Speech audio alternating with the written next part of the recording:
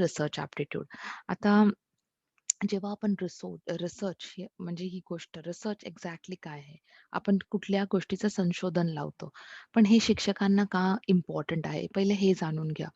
आता आपण जेव्हा वर्गात जातो, आपण बरीचशी मुलं एका-एका वर्गात वेगळ्या-वेगळ्या कॅपॅसिटीची, लेव्हलची मुलं असतात. आता त्यांना कसं शिकवायचं, त्यांच्याकडून त्यांच्यामधली इंटरेस्ट लेव्हल कशी क्रिएट करायची किंवा त्यांना कुठल्या पद्धतीने समजवायचं, ह्याच्यासाठी एक शिक्षकाला पण खूप साऱ्या गोष्टीचं संशोधन करावं लागतं आणि त्यासाठी शिक्षकाला हा जो विषय आहे, त्याची माहिती हवी. दॅट इज रिसर्च, संशोधन. रिसर्चचं मीनिंग आहे, टाइप्स आहेत, त्याची कॅरेक्टरिस्टिक्स आहेत. एक कन्सेप्ट आपण वाचणार आहे पॉझिटिव्हिझम आणि पोस्ट पॉझिटिव्हिस्टिक अप्रोच म्हणजे हे काय आहे, ते आपण जेव्हा टॉपिक करू तेव्हा इन डिटेल बघू. मेथड्स ऑफ रिसर्च आहे. त्यात तुम्हाला एक्सपेरिमेंटल, डिस्क्रिप्टिव्ह, हिस्टॉरिकल, क्वालिटेटिव्ह आणि क्वांटिटेटिव्ह मेथड्स वाचायचे आहेत. रिसर्चचे स्टेप्स म्हणजे रिसर्चची प्रोसेस कशी आहे, हे आपण त्यांचे स्टेप्स बघणार आहे. ह्याच्यातून एक क्वेशन एक्सपेक्टेड असतो. थिसिस आणि आर्टिकल रायटिंग म्हणजे काय फॉर्मॅट्स असतात, काय स्टाईल यूज केले असतात, हे आपण ह्या रिसर्च थिसिस आणि आर्टिकल रायटिंगमध्ये बघणार आहोत. मग information technology information communication and technology ह्याचा यूज रिसर्चमध्ये कसं होतं, हे पण आपण बघणार आहोत. आणि लास्टला आपण रिसर्च एथिक्स बघणार आहोत. म्हणजे कुठल्या गोष्टी केल्या पाहिजेत, कुठल्या गोष्टी नाही केल्या पाहिजेत किंवा रिसर्च करताना तुम्हाला कुठल्या गोष्टी लक्षात ठेवल्या पाहिजेत, हे आपण बघणार आहोत रिसर्च एथिक्समध्ये. तर स्टार्ट करूया. रिसर्च ॲप्टिट्यूडचं फर्स्ट टॉपिक आज आपण घेणार आहोत रिसर्च. आता रिसर्च म्हणजे काय? आता मी रिसर्चचं मीनिंग जे आहे, आता हे वर्ड्स मी मुद्दामून असे लिहिले आहेत, कारण तुम्हाला ह्या वर्ड्समध्येच क्वेशन्स देतात. जसं काही फॉर एक्झाम्पल तुम्हाला असं दिलं जाईल, what is research? Research careful activity आहे, सिस्टमॅटिक ॲक्टिव्हिटी आहे किंवा लॉजिकल ॲक्टिव्हिटी आहे, डिटेल ॲक्टिव्हिटी आहे. इन्व्हेस्टिगेशन आणि एक्सपेरिमेंट होतं किंवा त्याचं एम असतं प्रॉब्लेम सॉल्व्ह करायला. आता या ऑप्शन्समधून एखादं रॉंग ऑप्शन ऑप्शन तुम्हाला दिलं जाईल. तुम्हाला odd man out find out करायचंय किंवा अ, 3 ऑप्शन्स रॉंग असतील आणि 1 राइट असेल, तर ते तुम्हाला फाइंड आउट करायचंय. तर बेसिकली रिसर्च जर तुम्ही हे वाक्य, हा शब्द जर तुम्ही व्यवस्थित बघितला, आपण काय करतोय, आपण रिसर्च म्हणजे परत काही गोष्टींवर संशोधन करतोय. Okay. May be like for example आपण आता टेक्नॉलॉजीबद्दल बघतोय. टेक्नॉलॉजीमध्ये काय आलं काय आपण बऱ्याचशा गोष्टी अशा आहेत ज्या होत्या. म्हणजे एक्झाम्पल आता कॉम्प्युटर्सचं घ्या. कॉम्प्युटर्स हे आपण फर्स्ट जनरेशन कॉम्प्युटर्सपासून कॉम्प्युटर्स बघतोय. पण प्रत्येक वेळी संशोधन होऊन आपल्याला एक नवीन फॉर्म ऑफ कॉम्प्युटर्स आपल्यासमोर येतो. मोबाईल टेक्नॉलॉजी घ्या, ओके. कॉम्प्युटर टेक्नॉलॉजी घ्या. अशा बऱ्याचशा वस्तू आहेत. आपल्या नॉर्मल घरगुती यूज करणाऱ्या ज्या छोट्या-छोट्या मशीन्स आहेत, जसं मिक्सर ग्राइंडर आहे किंवा रेफ्रिजरेटर आहे किंवा एअर कंडिशनर आहे. ह्या सगळ्या गोष्टी कशा डेव्हलप झाल्या? त्या संशोधनामुळेच डेव्हलप झाल्या. म्हणजे त्यांच्यावर परत आपण रिसर्च केलं आणि त्या त्या अपडेटेड टेक्नॉलॉजी थ्रू आपल्याला मिळाल्या.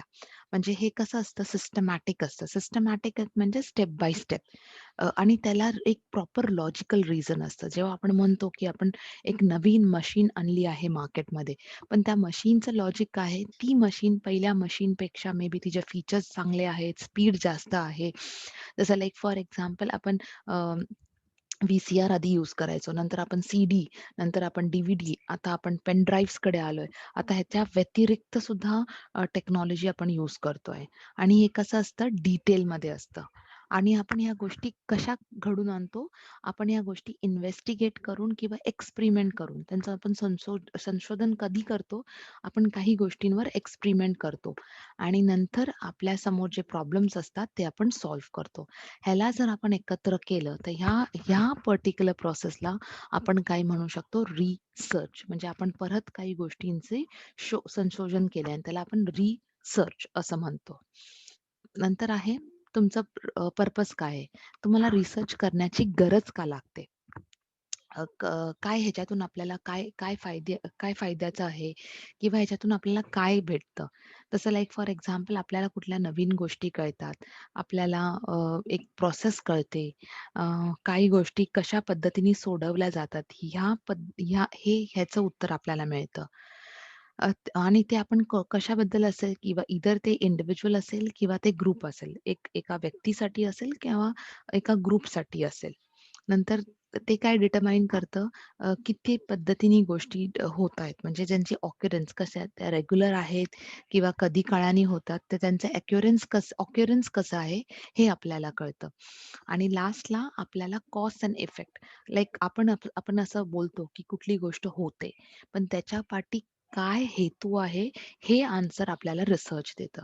म्हणजे जर लाइक फॉर एक्झाम्पल आपण बऱ्याचशा गोष्टी अशा ऐकलेल्या, बऱ्याचशा गोष्टी आहेत. जसं लाइक एक एक्झाम्पल घ्या ग्रॅव्हिटेशनल फोर्स. ओके. अर्थ हॅज ग्रॅव्हिटेशनल फोर्स म्हणजे पृथ्वीवर एक ग्रॅव्हिटेशनल फोर्स आहे. पण आपण कसं ते आपण त्या त्या गोष्टीवर आपण कधी विश्वास ठेवावा लागलो, जेव्हा आपण ते स्वतः एक्सपेरिमेंट करून पाहिलं. लाइक फॉर एक्झाम्पल जेव्हा ॲपलवर एक्सपेरिमेंट ॲपल फळावर म्हणजे फळावर जेव्हा एक्सपेरिमेंट सफरचंदावर जेव्हा सफरचंद जेव्हा अ, पिकून राईप होऊन खाली जमिनीला खेचला जातो, तर का खेचला जातो? त्याचं रिझन काय आहे? आपण जमिनीवर काही बॉल बाउन्स करतो, तर बॉल पडत उडून खाली का येतो? हे सगळं माहिती करण्यासाठी म्हणजे का होतं? त्याचं इफेक्ट काय आहे? त्याचा कॉज काय आहे? हे सगळं माहिती करण्यासाठी आपल्याला यूज होतो रिसर्च. म्हणजे रिसर्च थ्रू आपल्याला कॉज आणि इफेक्ट का होतं आणि त्याचं रिझन काय आहे? त्याच्या पाठीचा हेतू काय आहे? हे आपल्याला रिसर्च थ्रू कळतं. नंतर आता ऑब्जेक्टिव्हज. रिसर्चच्या ऑब्जेक्टिव्हज काय? आता आपण 2 ऑब्जेक्टिव्हज बघणार आहोत. एक जनरल ऑब्जेक्टिव्हज जे नॉर्मली होतं आणि एक आहे स्पेसिफिक ऑब्जेक्टिव्हज म्हणजे अ, बऱ्याच स्पेसिफिक म्हणजे एकदम अप टू द पॉइंट. तर आपण आधी जनरल ऑब्जेक्टिव्हज बघूया. सगळ्यात पहिलं जे पण आपल्याकडे नॉलेज आहे, एक्झिस्टिंग नॉलेज किंवा एक्झिस्टिंग बॉडी ऑफ नॉलेज आहे, त्याच्या थ्रू आपण काहीतरी नवीन शिकण्याचा प्रयत्न करतो. हे ऑब्जेक्टिव्ह आहे रिसर्चचं. म्हणजे आपल्याला काही गोष्टी माहिती आहेत, पण त्याच्यातून पण आपण काही नवीन संशोधन करून काढतो. हे फर्स्ट ऑब्जेक्टिव्ह आहे. सेकंड आहे, आपल्याकडे काही प्रॉब्लेम आहे, त्या प्रॉब्लेमला आपण एक्सप्लोर करतो, ॲनलाईज करतो, स्टडी करतो. म्हणजे प्रॉब्लेमवर स्टडी करतो आणि त्याचं सोल्युशन आपण काढतो. हे ऑब्जेक्टिव्ह आहे रिसर्चचं.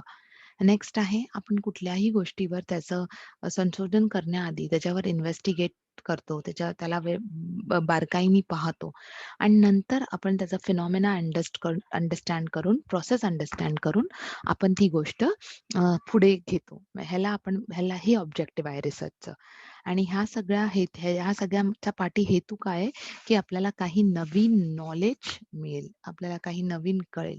हे सगळ्या या गोष्टीचं ऑब्जेक्टिव्ह आहे आणि ह्याला बोलतात जनरल ऑब्जेक्टिव्ह. आता त्याच्या व्यतिरिक्त आपल्याकडे स्पेसिफिक ऑब्जेक्टिव्हज आहे. जसं ब्लूम्स टॅक्सॉनॉमीमध्ये स्पेसिफिक ऑब्जेक्टिव्ह म्हणजे काय एक्झॅक्टली? तर पहिलं आपल्याला नॉलेज मिळतं. त्या नॉलेजला आपण अप्लाय करायला शिकतो. ओके. जसं लाइक फॉर एक्झाम्पल आपल्याला शाळेत गणिताचे धडे शिकवले जातात. पण ते आपण अप्लाय कधी करतो? ॲक्चुअल लाईफमध्ये आपल्या सेव्हिंग्ज कसे होतील, आपण आपलं व्यवहार कसं ते आपल्या व्यावहारिक ज्ञानमध्ये म्हणजे व्यवहार करताना आपल्याला त्या गोष्टीचं ज्ञान हवं असतं आणि आपण तिकडे आपलं मॅथ्सचं नॉलेज यूज करतो. म्हणजे आपण काय करतो? ॲप्लिकेशन म्हणजे आपण काही गोष्टी कॅल्क्युलेट करायला, सॉल्व्ह करायला, डिटरमाइन करायला आपण त्या गोष्टींचं नॉलेज अप्लाय करतो. नंतर एनालिसिस करतो. एनालिसिस म्हणजे स्टडी. या तर आपण 2 गोष्टींना कंपेअर करतो, त्यांना कॅटेगराईज करतो किंवा मॉडेल फॉर्ममध्ये म्हणजे आपल्याला जी गोष्ट माहिती आहे, त्या गोष्टीला आपण पुढे नेऊन एक्झॅक्टली त्याच्यावर कसं काम करतो, त्या गोष्टींवर आपण स्टडी करतो, डीप स्टडी करतो आणि त्या गोष्टी आपण पुढे नेतो. मग सिंथेसाइज म्हणजे आता हे करताना म्हणजे like for example analysis synthesis म्हणजे कंबायनिंग अँड सेग्रीगेटिंग. म्हणजे आपण पहिले एकत्र आणतो, त्यांना वेगळं करतो, नंतर एकत्र आणतो. पण ह्या प्रोसेसमध्ये आपण त्याच्यात काय लर्न केलं आहे? काय गोष्टी आपण शिकलो आहोत? कसं इम्प्रूव्ह झालो आहोत? कसं आपण स्वतःला क्रिएट केलं आहे? म्हणजे ज्या गोष्टीवर आपण संशोधन करतो. आपण आपली स्वतःचंच एक्झाम्पल घ्या. आपण जेव्हा शाळेत असतो, नंतर हळू कॉलेजला, आता आपण मॅच्युरिटी लेव्हलला आलो आहोत. आपण अशाच गोष्टी अशाच नाही बघत. आपण त्याच्या पाठी काय हेतू आहे? कशी ती गोष्ट आपल्याला उपयोगात आहे? की त्या गोष्टीचा आपल्याला काय फायदा होणार आहे? हे आपण कधी बघतो? आपण त्या गोष्टीला आधी प्रॉपरली स्टडी करतो आणि नंतरच आपण त्या गोष्टीवर आपला टाईम किंवा एनर्जी आपण त्या गोष्टीत टाकतो आणि त्यालाच आपण रिसर्च असं बोलतो. कॉम्प्रिहेंड करणं म्हणजे आपण एक्सप्लेन करतो आणि इव्हॅल्युएट करणं म्हणजे आपण त्याला जज करतो. सगळं झाल्यानंतर आपल्याला कळतं, की बाबा हां, आपली कुठे चुकी झाली आहे, आपण कुठे मिस्टेक केली आहे, आपण काय काय गोष्टी करायला हव्या होत्या, काही गोष्टी करायला नको हव्या होत्या. ह्या सगळ्यात हे सगळं कुठली लास्ट प्रोसेस असते आणि जेव्हा तुम्ही हे सगळं करता, तेव्हा आपण बोलू शकतो, की तुम्ही रिसर्चचे स्पेसिफिक ऑब्जेक्टिव्हज लर्न केले आहेत. Essential characteristics. आता ऑब्जेक्टिव्हज आपण मीनिंग बघितलं, ऑब्जेक्टिव्हज बघितले. आजचा आपण हा आता लास्ट पार्ट बघूया, एसेन्शियल कॅरेक्टरिस्टिक्स. आपण जेव्हा कॅरेक्टरिस्टिक्स बोलतो, तेव्हा काय आहे? आपण हे हे सगळं आधी वाचलंय. आपल्याला फक्त कंबाईन करायचे ते पॉइंट्स. कॅरेक्टरिस्टिक्स म्हणजे सिस्टमॅटिक अप्रोच आहे. रिसर्चचं अप्रोच कसं आहे? सिस्टमॅटिक आहे. रिसर्च लॉजिकल आहे, बरोबर, रिलायबल आहे, ज्याच्यावर आपण डेफिनेटली विश्वास ठेवू शकतो किंवा कारण ते आपल्याला प्रूव्ह झालंय आणि व्हॅलिड आहे. डेटा आपण कलेक्ट करतो जो रिअल टाईम डेटा असतो. जसं लाइक फॉर एक्झाम्पल आता मला बघायचंय की किती मुलांना ऑनलाईन एज्युकेशन फिजिबल आहे, किती मुलांना ऑनलाईन एज्युकेशनची पद्धत आवडली आहे. जे मुलं ऑनलाईन एज्युकेशनमध्ये शिकतायत, मी त्यांच्याकडूनच डेटा कलेक्ट करणार आहे. म्हणजे तो डेटा कसा आहे? एम्पिरिकल आहे. रिअल टाईम डेटा बोलतात त्याला. ॲक्युरेट आहे. येस, म्हणजे तुमच्या त्याच्यात ॲक्युरेसी लेव्हल खूप जास्त आहे कारण तुम्ही ह्या प्रोसिजरला स्टडी करता, टेस्ट करता आणि त्याच्या बेसिसवर तुमचे रिझल्ट असतात. आणि ह्या डेटाचं डेप्थ कशी आहे? इन डेप्थ एनालिसिस आहे. म्हणजे तुम्ही एकदम रूटपर्यंत जाऊन, मुळापर्यंत जाऊन ह्या गोष्टीला शिकता, या गोष्टीबद्दल माहिती काढता. आणि ह्याला आपण काय बोलतो? कॅरेक्टर संशोधनाचे प्रकार. सगळ्यात फर्स्ट आहे एक्सप्लोरेटरी रिसर्च. एक्सप्लोर म्हणजे आपण काही गोष्टी एक्सप्लोर करतो.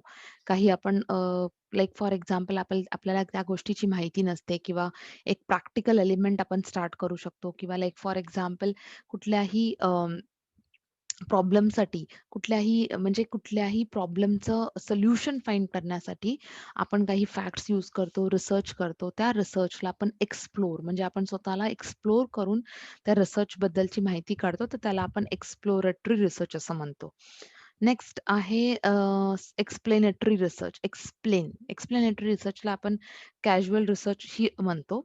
आता जेव्हा आपण एक्सप्लेनेटरी रिसर्च केलं, रिसर्च एक्सप्लेनेटरी रिसर्चचा अर्थ काय होतो? कुठल्याही गोष्टीला किंवा कुठल्याही रिसर्चला आपण एक्सप्लेन करून त्याचे कॉजेस, त्याचे इफेक्ट्स, ओके, चेंजेस सगळे जेव्हा प्रोड्यूस करतं, तेव्हा त्या गोष्टीला आपण म्हणजे आपण सिस्टमॅटिकली पद्धतशीर सगळ्या गोष्टी अ, अ, अ, सगळ्या गोष्टींवर विचार करतो, सगळ्या गोष्टी व्यवस्थित त्याचं एक्सप्लेनेशन फाइंड आउट करतो आणि नंतर त्या गोष्टीचं ज्या गोष्टीवरून जे रिसर्च होतं, त्याला आपण एक्सप्लेनेटरी रिसर्च असं म्हणतो.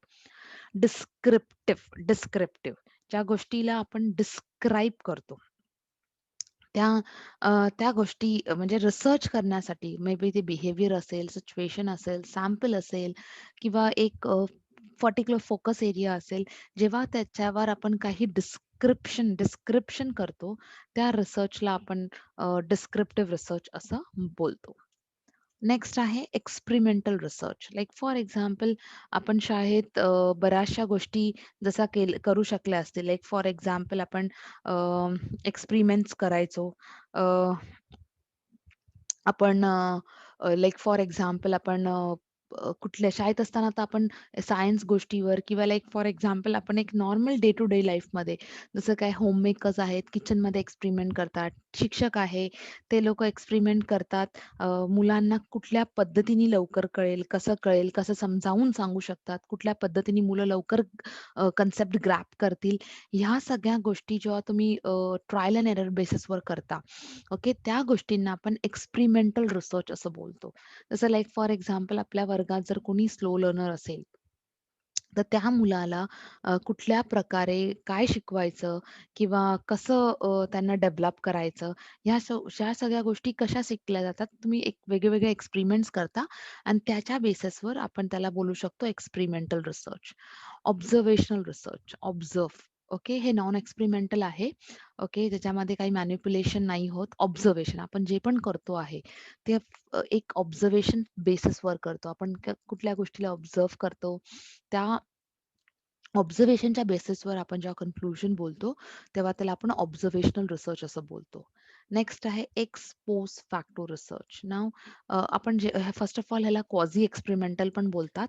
X post facto. आता हे डिस्क्राईब करतं हाऊ म्हणजे कसं इंडिपेंडंट व्हेरिएबल अफेक्ट करतं डिपेंडंट व्हेरिएबलला. लाइक फॉर एक्झाम्पल काहीतरी फॅक्ट म्हणजे पहिल्याचा काही स्टडी असेल, एक्स म्हणजे ते पास्टमध्ये काय झालं असेल, त्याला आपण एक्सप्लोर लाइक फॉर एक्झाम्पल त्या गोष्टीला आपण त्या गोष्टीच्या फॅक्ट्स घेऊन आपण काही गोष्टी प्रेझेंटमध्ये फाइंड आउट करतो. त्या गोष्टीला आपण काय बोलू शकतो? आपण त्याला एक्स पोस्ट फॅक्टो असं बोलू शकतो.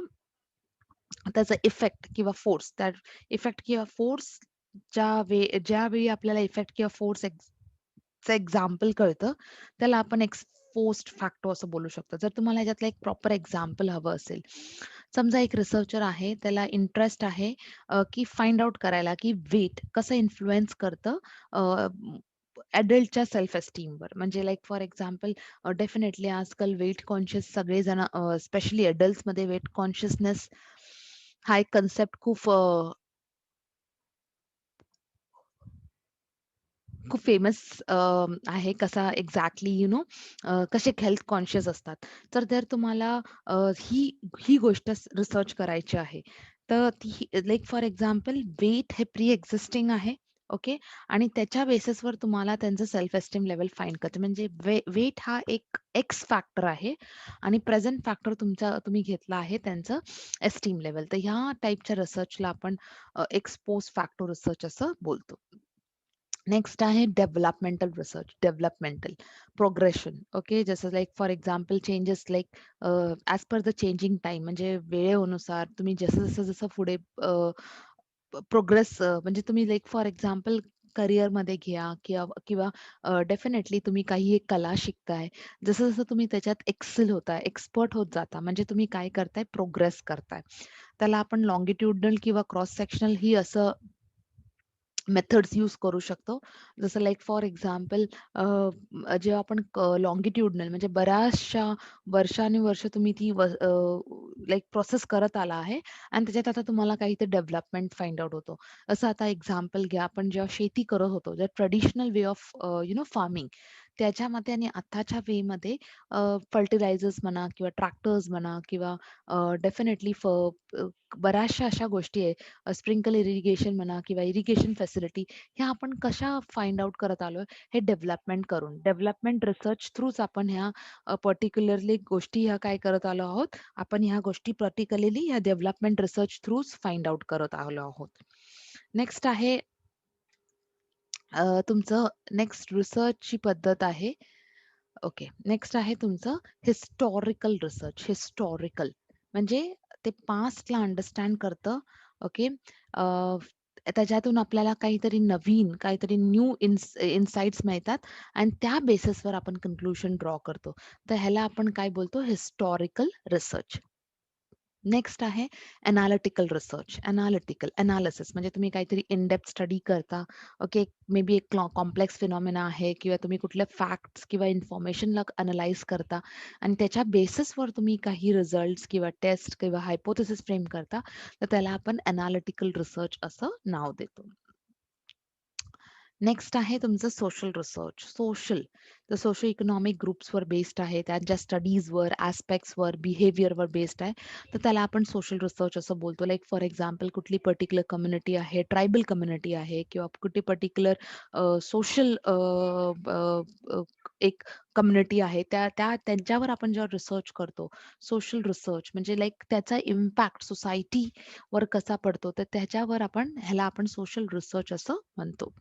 ग्राउंडेड थिअरी ना, ग्राउंडेड थिअरीमध्ये ह्या पर्टिक्युलर थिअरी ऑफ रिसर्चमध्ये तुमच्याकडे प्री एक्झिस्टिंग नॉलेज नसतं. म्हणजे तुमच्याकडे काहीच नसतं. तुम्हाला जे पण करायचंय ते ग्राउंड वर्कपासून. वर्ड लक्षात घ्या, ग्राउंडेड थिअरी म्हणजे तुम्हाला बेसपासून स्टार्ट करायचंय. तुम्हाला एकदम स्क्रॅचपासून स्टार्ट करायचं. तर त्याला आपण बोलतो ग्राउंडेड थिअरी. आणि नेक्स्ट आहे तुमचं ॲक्शन रिसर्च. ह्याच्यावर बरेचसे क्वेशन्स बघितले गेले आहेत एक्झाम्समध्ये. तर तुम्ही फक्त ह्याच्यावर व्यवस्थित लक्ष देऊन हे पर्टिक्युलर टॉपिक हा स्पेशली लक्ष द्या ह्याच्यावर. ॲक्शन रिसर्च, ॲक्शन म्हणजे तुम्ही लाइक फॉर एक्झाम्पल काही ॲक्शन करता, इमिजिएट सोल्युशन प्रोव्हाईड कराय काही तुम्ही ॲक्शन करताय, ह्याला आपण काय बोलतो? ह्याला आपण ॲक्शन रिसर्च असं बोलतो. त्याच्यात 4 स्टेप्स इन्व्हॉल्व्ह असतात. तुम्ही प्लॅन करता, ॲक्ट करता, ऑब्झर्व्ह करता आणि रिफ्लेक्ट करता. तर ह्या प्रोसेस हा जो आहे तो ॲक्शन रिसर्चचा प्रोसेस आहे. बऱ्याचदा मी जसं सांगितले क्वेशन्स विचारले जातात, तर तुम्ही त्यांचे हे 4 स्टेप्स सुद्धा लक्षात ठेवा. नंतर आहे हां. अपार्ट फ्रॉम ह्या सगळ्या रिसर्च जे आपण केल्या, ह्याच्या व्यतिरिक्त काही बेसिक इम्पोर्टंट रिसर्च आहे, जसं क्वालिटेटिव्ह आणि क्वांटिटेटिव्ह. जे आपण क्वालिटेटिव्ह रिसर्च असं बोलतो, तर बेसिकली ऑब्जेक्टिव्ह म्हणजे रिसर्चचं ऑब्जेक्टिव्ह जेव्हा एक्सप्लोर होतं, तेव्हा आपण त्याला काय बोलतो, एक क्वालिटेटिव्ह रिसर्च आपण करतोय. आणि जेव्हा आपण हायपोथेसिस कन्फर्म करतो अबाउट द प्रोसेस, म्हणजे हां, एक प्रोसेस लर्न करून त्याचे हायपोथेसिस कन्फर्म करतो, तर त्याला आपण क्वांटिटेटिव्ह रिसर्च बोलतो. क्वालिटेटिव्ह रिसर्चमध्ये लाइक फॉर एक्झाम्पल फ्लेक्सिबल आहे. व्हेअरएज क्वांटिटेटिव्ह रिसर्च तुमचं रिजिड असतं. You can't change it. Okay. Qualitative research तुमचं मेथड्स कुठले यूज केले जातात? इन डेप्थ इंटरव्ह्यू आहे किंवा फोकस ग्रुप आहे किंवा पर्टिक्युलर ऑब्झर्वेशन आहे किंवा सेमी स्ट्रक्चर प्रोसेस आहे. ह्याला आपण ह्या रिसर्चमध्ये आपण ही पर्टिक्युलर मेथड्स यूज करतो. पण जेव्हा आपण क्वांटिटेटिव्ह रिसर्च म्हणतो, तेव्हा आपण क्वेशनेअर, सर्व्हे, स्ट्रक्चर्ड ऑब्झर्वेशन्स हे सगळे गोष्टी आपण क्वांटिटेटिव्ह रिसर्चमध्ये करतो. नेक्स्ट आहे तुमचं एनालिटिकल ऑब्जेक्टिव्ह म्हणजे लाइक फॉर एक्झाम्पल रिलेशनशिप बोला किंवा व्हेरिएशन्स बोला, इंडिव्हिज्युअल एक्सपिरियन्सेस बोला किंवा ग्रुप नॉर्म्स बोला, हे सगळं तुम्हाला ऑब्जेक्टिव्हज क्वालिटेटिव्ह रिसर्चमध्ये फाइंड आउट बघायला मिळतील. क्वांटिटेटिव्ह रिलेशनमध्ये तुम्हाला व्हेरिएशन्स असतील, कॅज्युअल रिलेशनशिप्स असतील किंवा कॅरेक्टरिस्टिक्स असतील पॉप्युलेशन हे बघायला मिळतं. क्वालिटेटिव्ह रिसर्चचा क्वेशन फॉर्मॅट कसा असतो? क्वालिटेटिव्हमध्ये ओपन एंडेड क्वेशन्स असतात.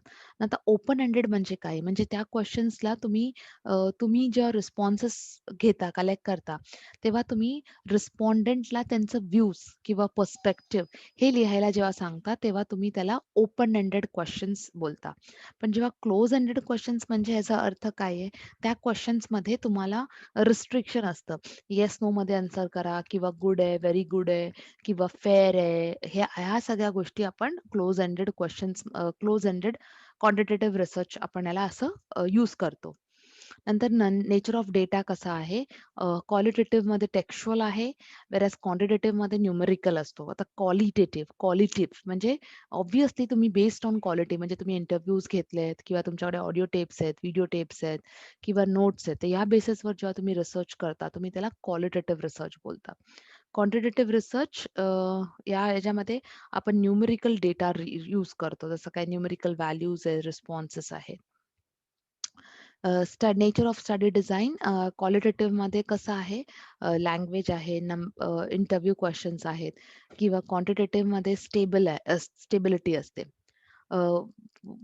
Stability in the form of stable through out. त्याचं रिसर्च जे आहे, रिझल्ट्स जे आहे ते स्टेबिलिटी असते.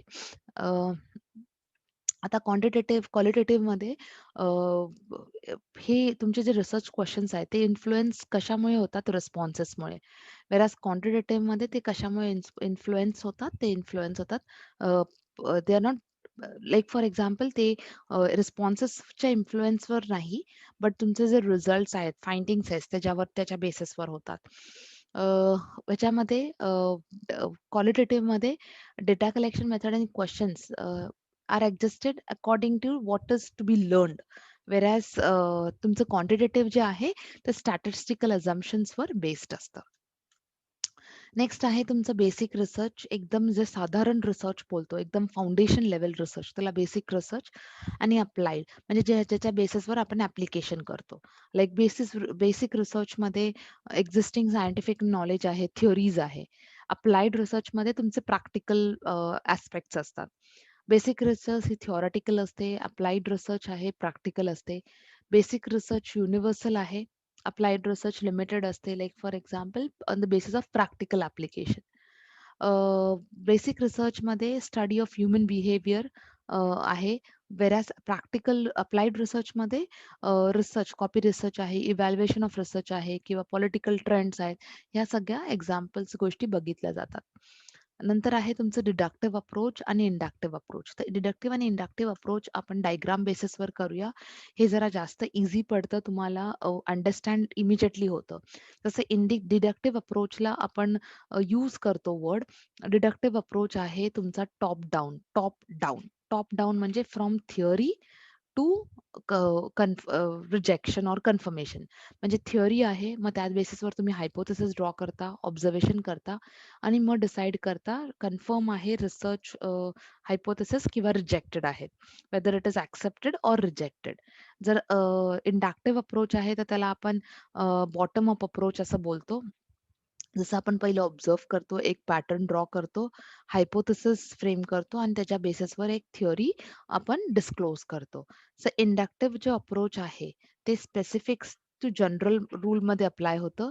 डिडक्टिव्ह अप्रोच जे आहे, ते जनरल टू स्पेसिफिकमध्ये अप्लाय होतं. ओके. नेक्स्ट आहे तुमचं independent variable, dependent variable. 2 types ह्याच्या व्यतिरिक्त एक्स्ट्रॉनियस व्हेरिएबल्स आहेत किंवा कॉन्स्टंट व्हेरिएबल्स आहेत. बट हे मेन 2 व्हेरिएबल्स आज आपण बघूया. इंडिपेंडंट आणि डिपेंडंट. इंडिपेंडंट व्हेरिएबल म्हणजे लाइक फॉर एक्झाम्पल ते फ्री असतात. ते कोणावर डिपेंड नसतात. आणि डिपेंडंट व्हेरिएबल ऑब्व्हियसली ते ते इंडिपेंडंटवर डिपेंड असतात. म्हणजे independent variable affects the change. Change घडवून आणतं कशामध्ये? Dependent variable. आणि हे 2 एक्झाम्पल्स आहेत. आणि इंडिपेंडंट व्हेरिएबल, डिपेंडंट व्हेरिएबलवर क्वेशन्स येऊ शकतात कन्फ्यूज करण्यासाठी. तर कुणाचा असर कशावर होतं हे तुम्हाला लक्षात ठेवायला हवं. तर हे जे आहे डेटा कलेक्शन टूल्स, मेथड्स किंवा इन्स्ट्रुमेंट. तर वेगवेगळ्या पद्धतीचे मेथड्स असतात. तर आपण ह्याच्यात बघूया की डेटा कलेक्शन कुठल्या-कुठल्या पद्धतीने होतो. तर सगळ्यात पहिलं आहे फील्ड स्टडी. फील्ड स्टडी याचा अर्थ काय असतो? लाइक फॉर एक्झाम्पल तुम्ही ऑन स्पॉट जाऊन म्हणजे like for example data collect करायचा असेल, तर त्याला ऑथेंटिक डेटा लागतो तुमच्या रिसर्चसाठी. तुम्हाला काही संशोधन करायचं असेल, तर त्याचं जे आउटकम असतं, त्याचं जे रिझल्ट असतं, कन्क्लुजन असतं, ते त्याच्या बेसिसवर तुमचं रिसर्च काय तुम्ही केलंय, कसं केलंय, कुठल्या पद्धती फॉलो केल्यात, ते ह्या सगळ्यासाठी तुमचं ऑथेंटिसिटी डेटा म्हणजे डेटाची रिलायबिलिटी बोला किंवा व्हॅलिडिटी बोला, हे सगळं चेक करणं गरजेचं असतं. मग त्याच्यासाठी तुम्हाला ऑथेंटिकेट डेटा असा कलेक्ट केला पाहिजे आणि तो कलेक्ट करण्यासाठी तुम्हाला वेगवेगळ्या पद्धती अवेलेबल असतात. जसं एक पद्धत आहे फील्ड स्टडी. म्हणजे तुम्ही जेव्हा प्रत्यक्ष त्या रिस्पॉन्सेस किंवा तुमचे सॅम्पल्स आहेत, तुमचं पॉप्युलेशन आहे, त्यांना भेटता, इंटरव्ह्यू क्वेशन्स विचारता किंवा सर्व्हे करता किंवा ऑब्झर्व्ह करता, तर त्या पद्धतीला आपण फील्ड स्टडी असं बोलतो. नेक्स्ट आहे केस स्टडी.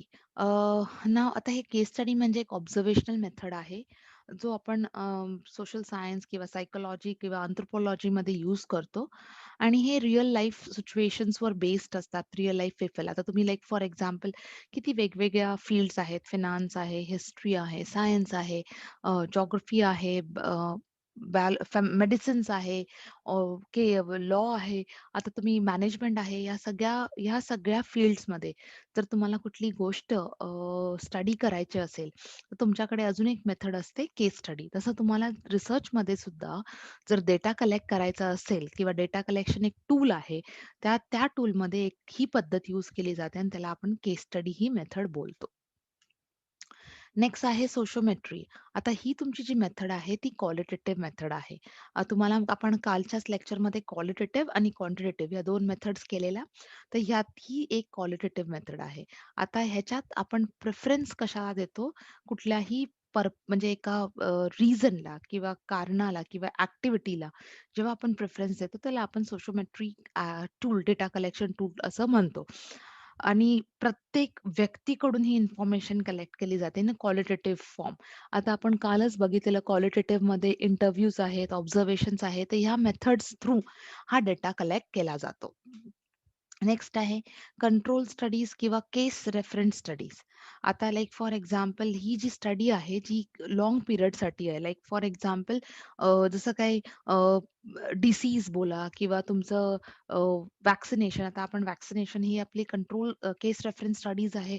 आता ऑब्व्हियसली जोपर्यंत आपल्याला फायनल आउटपुट मिळत नाही, तोपर्यंत ह्या केस स्टडीज सॉरी ह्या केस रेफरन्स आपल्याला करतच राहाव्या लागतील. मग मे बी एक पर्टिक्युलर डिसीज आहे किंवा एक टाईम फ्रेम आहे तो फॉलो होत जाईल. तर त्याला आपण कंट्रोल किंवा केस रेफरन्स स्टडीज असं बोलतो. नेक्स्ट आहे कोहर्ट स्टडीज. आता जेव्हा आपण कोहर्ट स्टडीज म्हणजे लाइक फॉर एक्झाम्पल 2 असं तर ग्रुप वाईज कोहर्ट स्टडीलाच आपण ग्रुप असं बोलतो. ह्यात लोकांना ऑब्झर्व्ह केलं जातं for a period of time म्हणजे काही काळापुरतं किंवा काही टाईमसाठी लोकांना ऑब्झर्व्ह केलं जातं. लोकांबद्दल लाइक फॉर एक्झाम्पल लोकांबद्दल बरेचसे इन्फॉर्मेशन कलेक्ट केली जाते आणि मेडिकल किंवा सोशल सायन्समध्ये हे यूज होतं आणि ह्याच्यात आपण एस्टिमेट करू शकतो रिस्क फॅक्टर. तर ह्याला आपण असं कोहर्ट स्टडीज असं बोलू शकतो. Survey method. आता सर्व्हे मेथड क्वांटिटेटिव्ह मेथडमध्ये येते. जसं लाइक फॉर एक्झाम्पल ह्याच्या अंडर काय-काय ऑप्शन्स येऊ शकतात. जसं फेस टू फेस आहे, टेलिफोनिक आहे, ऑनलाईन सर्व्हे आहे किंवा मॅन्युअल सर्व्हे आहे. ह्याच्यामध्ये पण टाइप्स असतात. जसं like for example longitudinal study. Longitudinal हा वर्डच बघा म्हणजे बऱ्याच काळासाठी हा जर स्टडी आपण करतो, तर त्याला लॉन्गिट्युडिनल म्हणतो.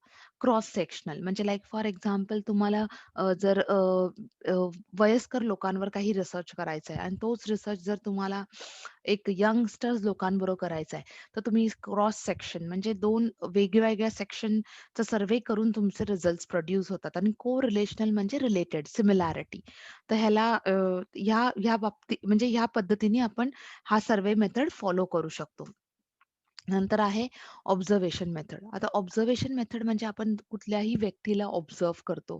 आता ऑब्झर्व्ह ते तुम्ही कसं करू शकता? डायरेक्टली करू शकता किंवा इनडायरेक्टली करू शकता. आणि त्या ऑब्झर्वेशनमध्ये काय-काय मेथड्स तुम्ही फॉलो करू शकता. जसं काही डिस्क्राईब करू शकता. इन्फरेन्शियल असेल, इव्हॅल म्हणजे तुम्ही कोणाला कोणाबद्दल माहिती सांगताय, कोणाला तुम्ही जज करताय आणि ह्या जजमेंट्स किंवा माहिती वरून असते. इदर डायरेक्टली असते किंवा तुमच्या बॉडी लँग्वेजवरून असेल किंवा जजमेंट्स फ्रॉम द डॉक्युमेंट्स असेल, काही त्यांचे डॉक्युमेंटेशन असेल, काही प्रोसेस असेल. तर ह्या सगळ्या गोष्टीवरून तुम्ही ऑब्झर्व्ह करता व्यक्तीला आणि हे फॉलो होतात अंडर ऑब्झर्वेशनल मेथड. नेक्स्ट आहे क्वेशनेअर, क्वालिटेटिव्ह आणि क्वांटिटेटिव्ह. आता क्वालिटेटिव्ह आणि क्वांटिटेटिव्ह दोन्ही मेथडमध्ये तुम्ही क्वेशनेअर यूज करू शकता. फक्त क्वेशनेअरचं पद्धत काय असेल, ओपन असेल किंवा क्लोज एंडेड. आता ओपन एंडेड क्वेशन्स काय असतात? आपण हे काल डिस्कस केलेलं ओपन एंडेड क्वेशन्स, पण आज या लेक्चरमध्ये मी परत रिवाईज करते. ओपन एंडेड म्हणजे ज्याच्यात तुम्ही डिस्क्रिप्शन बेसिसवर त्या प्रत्येक रिस्पॉन्डंटला काही विचारताय. जसं लाइक फॉर एक्झाम्पल कोणाला डिस्क्राईब करणं, कोणाचे कॅरेक्टर्स डिस्क्राईब करणं किंवा त्यांना काय वाटतं त्या पर्टिक्युलर रिसर्चबद्दल तुम्ही जर क्वेश्चन विचारलाय किंवा संशोधनाबद्दल तुम्ही काही स्पेसिफिकली एक गोष्ट विचारली आहे, तर ते त्यांना काय वाटतं ते लिहू शकतात. ह्याला आपण ओपन एंडेड म्हणजे ओपन फोरम आहे. पण जर तुम्ही त्यांना ऑप्शन्स दिलेत, त्या ऑप्शन्समधूनच त्यांना जर पिकअप करायचं असेल, तर त्याला आपण क्लोज एंडेड क्वेशन्स असं बोलतो. नेक्स्ट आहे इंटरव्ह्यू.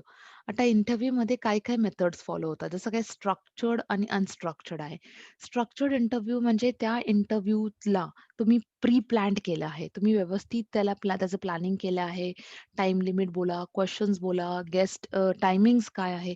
ह्या जर तुम्ही गोष्टी पद्धतशीर प्लॅनिंग करून त्याला इम्प्लिमेंट केलंय, त्याला आपण स्ट्रक्चर्ड बोलतो. अनस्ट्रक्चर्ड इंटरव्ह्यू म्हणजे अनऑर्गनाइज्ड असं नाही बोलू शकत. पण त्याच्यात सिक्वेन्स नसतं फॉलो केलेलं किंवा एक सडन होतं किंवा एक म्हणजे इमिजिएट होतं. तर त्या गोष्टीला आपण अनस्ट्रक्चर्ड इंटरव्ह्यू असं म्हणतो.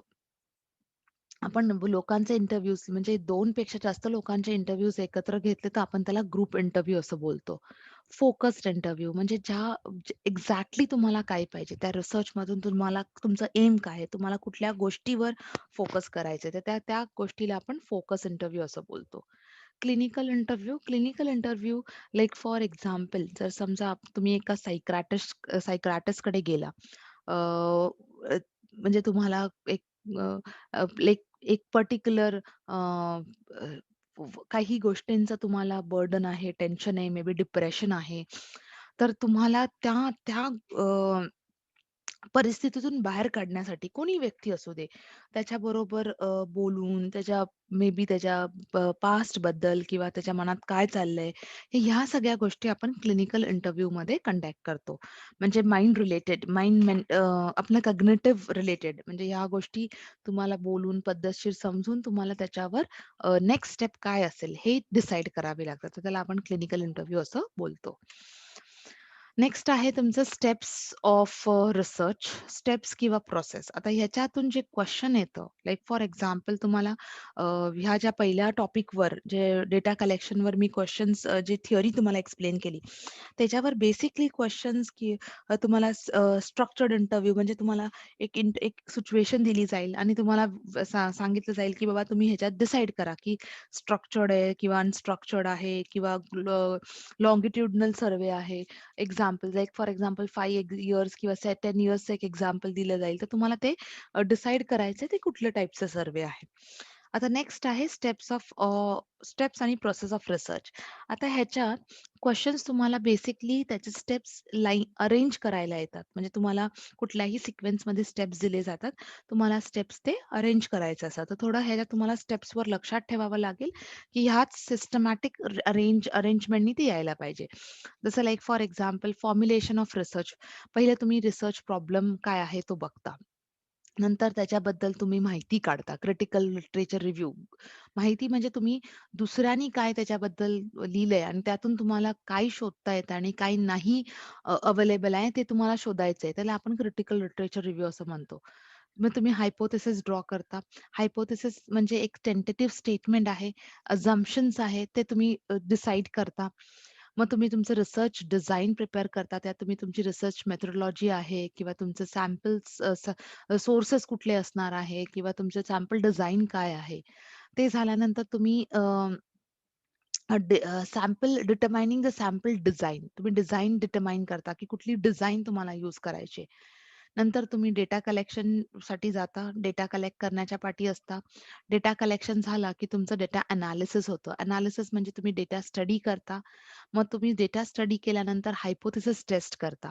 असं लाइक फॉर एक्झाम्पल तुमचं हायपोथेसिस नल हायपोथेसिस आहे, की अल्टरनेट हायपोथेसिस आहे, हे तुम्ही टेस्ट करता आणि डिसाईड करता. कुठलं रिजेक्टेड आहे किंवा कुठलं एक्सेप्टेड आहे आणि कुठलं रिजेक्टेड आहे.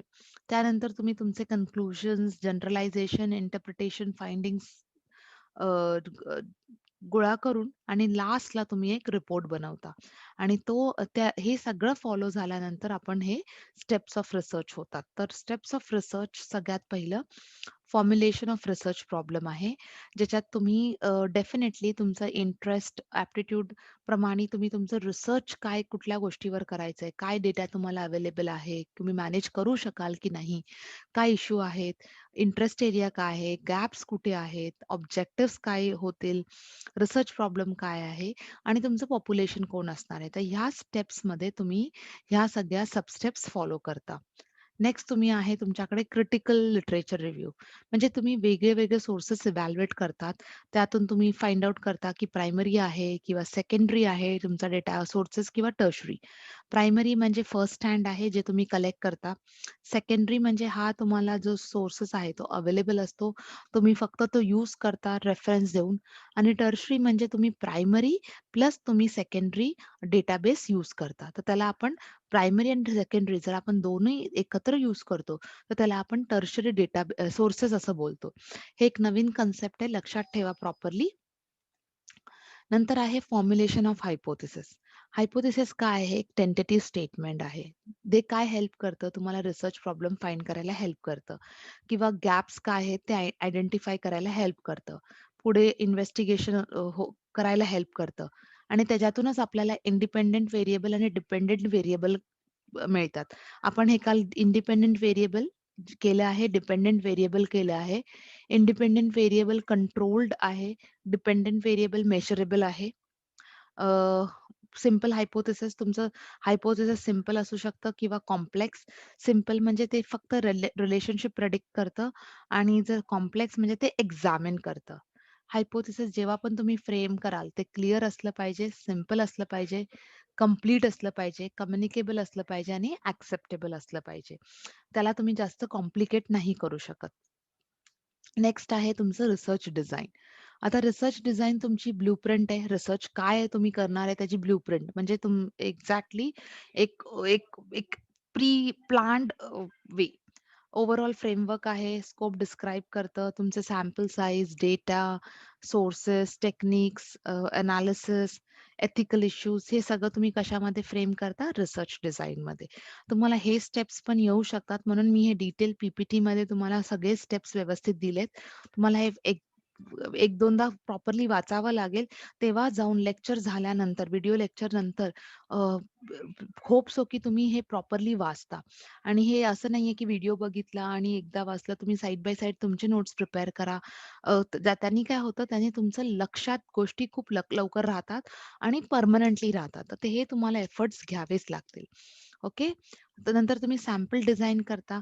त्याच्यामध्ये तुम्ही पॉप्युलेशन स्टडी काय आहे तुमचं, प्रोसेस काय आहे, फ्रेमवर्क काय आहे, साईज काय आणि टेक्निक्स काय, हे तुम्ही सगळं डिसाईड करता.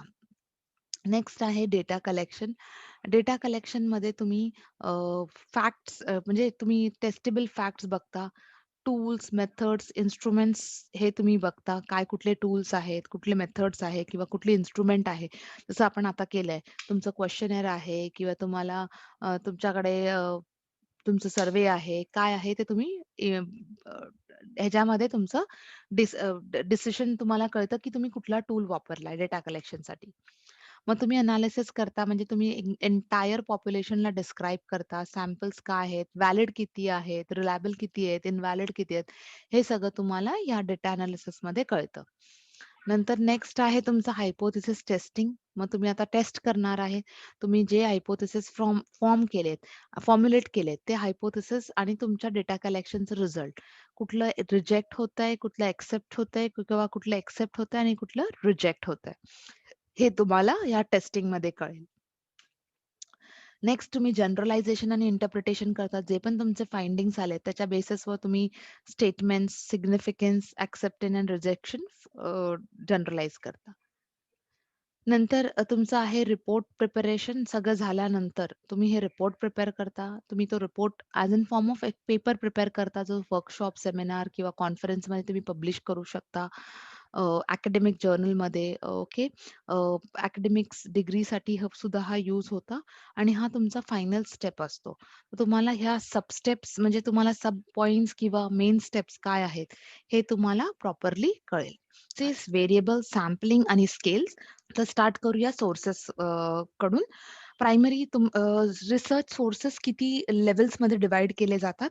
रिसर्च सोर्सेस 3 लेव्हल्समध्ये डिव्हाईड केले जातात. जे आहे प्रायमरी सोर्सेस, सेकंडरी सोर्सेस आणि टर्शरी सोर्सेस. आता प्रायमरी सोर्सेस हे फर्स्ट हँड सोर्सेस आहे, जे आपल्याला like for example research based on various like for example first hand म्हणजे तुम्ही ज्याच्यातून तुम्हाला हे सगळे सोर्सेस कुठे पुट अप केले जातात articles, thesis, dissertation, symposia, proceedings, original art किंवा गव्हर्नमेंट रिपोर्ट्स आहेत. ह्याच्यामध्ये हे प्रायमरी सोर्सेसचा डेटा तुम्हाला अवेलेबल असतो. नाऊ हे सोर्सेस जे आहे लाइक फॉर एक्झाम्पल आपण कुठलीही गोष्ट जेव्हा रिसर्च करतो, रिस्पॉन्डंट्स ओके, सॅम्पल्स, पॉप्युलेशन जेव्हा कलेक्ट करतो, ते लाइक फॉर एक्झाम्पल मला रिसर्च करायचं आहे, की ऑनलाईन एज्युकेशनसाठी ओके, टीचर्स लोकांना काही-काही डिफिकल्टीज किंवा शिक्षकांना काय-काय डिफिकल्टीज फेस करावे लागतात. तर मी काय माझ्यासाठी रिसर्च टूल किंवा डेटा कलेक्शन टूल काय असणार आहे? क्वेशनेअर. जे आपण लास्ट लेक्चरमध्ये ऑलरेडी केलं आहे. तर मी क्वेशनेअर फ्रेम करणार. त्याच्यामध्ये मी सगळे माझे कन्सर्न्स जे issue may be in the form of questionnaire मी सगळे क्वेशन्स पुट अप करणार आणि मी ते टीचर्समध्ये डिस्ट्रिब्यूट करून टीचर्स लोकांना ते प्रायमरी सोर्सेस म्हणजे टीचर हा फर्स्ट हँड सोर्सेस आहे. टीचर सगळे डिटेल्स फिल करतील. तर माझ्यासाठी ते काय होईल, माझ्यासाठी ते प्रायमरी रिसर्च होईल आणि तो डेटा मी कुठे पब्लिश करेन किंवा जर्नल्समध्ये किंवा आर्टिकल्समध्ये किंवा माझे थिसीस असतील. मी डॉक्टरेट साठी मी हा टॉपिक घेतला आहे. तर ह्या सगळ्या सोर्सेसमध्ये तुम्हाला प्रायमरी डेटा अवेलेबल असतो. सेकंडरी डेटा जो तुम्हाला बुक्स, जर्नल्स, रिव्ह्यू, रिसर्च वर्कमध्ये अवेलेबल असतो. जो तुम्ही घेऊन लाइक फॉर एक्झाम्पल जो तुम्ही तुमच्या रिसर्चमध्ये यूज करू शकता. बट एक इम्पोर्टंट गोष्ट आहे जी आपण नेक्स्ट लेक्चर्समध्ये बघू, रिसर्च एथिक्स म्हणून. जर तुम्ही कोणाचंही काम यूज करताय म्हणजे तुम्ही कोणाचंही केलेला रिसर्चची जर तुम्ही रेफरन्स घेताय, तर तुम्हाला त्याला साइट करावं लागतं. सायटेशन, रेफरन्स करावं लागतं. म्हणजे तुम्ही त्या पर्टिक्युलर व्यक्तीला क्रेडिट देताय आणि त्या क्रेडिट ला तो डेफिनिटली जर तुम्ही हे केलं, तर त्याला आपण रिसर्च एथिक्स बोलतो. म्हणजे तुम्ही एथिकली केलंय. बरं जर तुम्ही कोणाचा रिसर्च वर्क यूज केला आणि तुम्ही त्या पर्सनला किंवा त्या रिसर्चरला किंवा स्कॉलरला जर तुम्ही क्रेडिट नाही दिलं, तर देन दॅट बिकम्स अनएथिकल. म्हणजे ते रिसर्चच्या माध्यमातून ते बरोबर नाहीये, असं. आता टर्शरी सोर्सेस म्हणजे काय?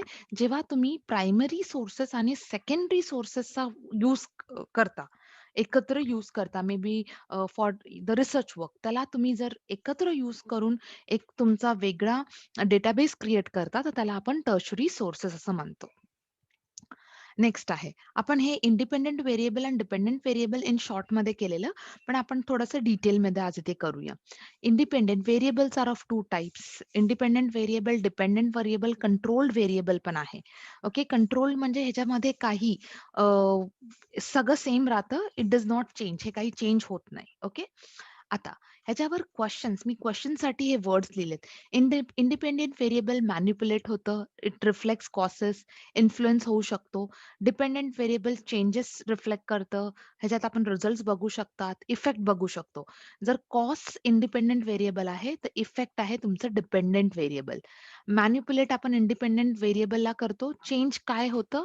ह्याच्यात मॅनिप्युलेशन जर तुम्ही केलं, तर चेंज तुमचं डिपेंडंट व्हेरिएबल होतं. तर ह्याच्यावर असं कधी बहुतेकदा हे बघितलं गेलंय, की कन्फ्युजनसाठी ना हे क्वेशन्स तुम्हाला दिले जातात, की कुठलं व्हेरिएबल तुम्ही मॅनिप्युलेट करू शकता. इंडिपेंडंट आहे की dependent. So that is independent variable. So basically independent variable ते व्हेरिएबल आहे ज्याच्यात तुम्ही डिसाईड करू शकता टू चेंज म्हणजे तुम्ही चेंज करू शकता for an experiment. What you decide to change in an experiment त्याला आपण इंडिपेंडंट व्हेरिएबल बोलतो. आणि जे तुम्ही ऑब्झर्व्ह करता किंवा मेजर करता त्याला आपण डिपेंडंट व्हेरिएबल बोलतो. कंट्रोल व्हेरिएबल्स ते व्हेरिएबल्स आहेत जे same keeps the things same. They do not change म्हणजे त्यांच्यानी काही फरक होत नाही. ते सेम राहतात. ते कॉन्स्टंट राहतात. Controlled variables. ओके. नेक्स्ट आहे मी तुम्हाला इथे एक एक्झाम्पल्स म्हणून ही स्लाइड रिप्रेझेंट केली आहे. जसं इंडिपेंडंट व्हेरिएबल आणि डिपेंडंट व्हेरिएबल. ओके. जर स्ट्रेस आहे, तर स्ट्रेस तुमचं इंडिपेंडंट व्हेरिएबल का स्ट्रेस आणि हेल्थ हे तुमचे 2 व्हेरिएबल्स आहेत. तर त्यातले कुठले इंडिपेंडंट व्हेरिएबल आहे आणि कुठलं डिपेंडंट? आता जसं लाइक फॉर एक्झाम्पल स्ट्रेस. जर तुम्ही स्ट्रेसचं तुमचं कॅपॅसिटी जर स्ट्रेस वाढलं, ओके. तर हेल्थ डिटोरेशनवर इफेक्ट होणार आहे. हे कॉज काय आहे? स्ट्रेस. इफेक्ट कशावर होणार आहे? हेल्थवर. ओके. जर स्ट्रेस तुम्ही नाही घेतला, तर हेल्थ कंट्रोलमध्ये राहील. ओपननेस इन्क्रीजेस क्रिएटिव्हिटी म्हणजे तुमचं जर डायव्हर्जंट थिंकिंग असेल, तर त्याचा इफेक्ट तुम्हाला कशावर दिसून येते? Creativity. Extraversion increases social acceptance. जेव्हा तुम्ही एक्स्ट्रोव्हर्ट असता, तेव्हा तुम्ही थोडं सोशलाइज करता. त्याचा इफेक्ट आहे तुम्ही सोशली एक्सेप्टेड होता. पॅरेंटल इंटेलिजन्स हे तुम्हाला चाइल्ड इंटेलिजन्समध्ये बघायला मिळते. सी ह्याच्यात तुम्हाला 100% नाही, पण काही इफेक्ट दिसून येतो.